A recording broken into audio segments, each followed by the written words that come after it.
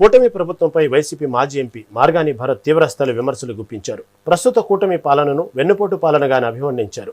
CM Chandrababu, deputy CM Pawan Kalyan నియోజకవర్గాల ఎమ్మెల్యేల ద్వారా ప్రతి ఇంటికి వెళ్లి వైఎస్ జగన్పై తప్పుడు ప్రచారం చేస్తున్నారని ఆరోపించారు.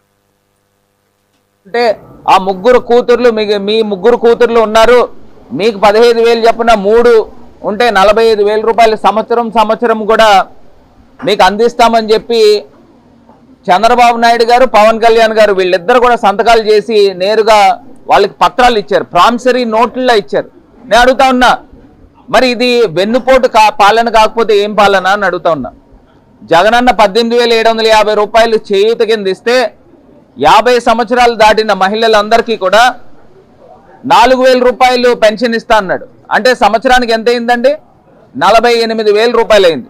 జగనన్న 45 సంవత్సరాలు దాటిన వాళ్ళకి చేయూతను అందించారు. అంటే వీళ్ళు 5 సంవత్సరాలు 24కి ఈ 45 సంవత్సరాలల్లో 50 సంవత్సరాల వాళ్ళు అయ్యారు.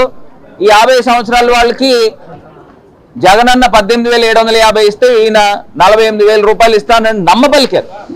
మరి ఇది వెన్నుపోటు పాలన కాకపోతే ఏంటి అని అడుగుతా ఉన్నా.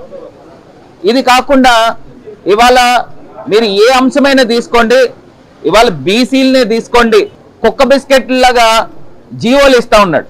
నేను అడుగుతా ఉన్నా చంద్రబాబు నాయుడు గారు, ఏమంటే మీ జీవోలు ఏ మూలకి అని అడుగుతా ఉన్నా, దేనికి ఉపయోగం అని అడుగుతా ఉన్నా. మీరు 2 సంవత్సరాలు 3 నెలల కాలంలో డబుల్ ఇంజన్ సర్కార్ అని చెప్తా ఉంటారు. మరి కేంద్రంలో రాష్ట్రంలో మీరే ఉన్నప్పుడు మీరు రాష్ట్రంలో దాన్ని అసెంబ్లీలో చట్టం చేసి కేంద్ర ప్రభుత్వానికి పంపించి బీసీలకి 34% రిజర్వేషన్ చట్టసభల్లోనూ లోకల్ బాడీస్ లోనూ ఎందుకు చేయలేకపోయారని అడుగుతా ఉన్నా.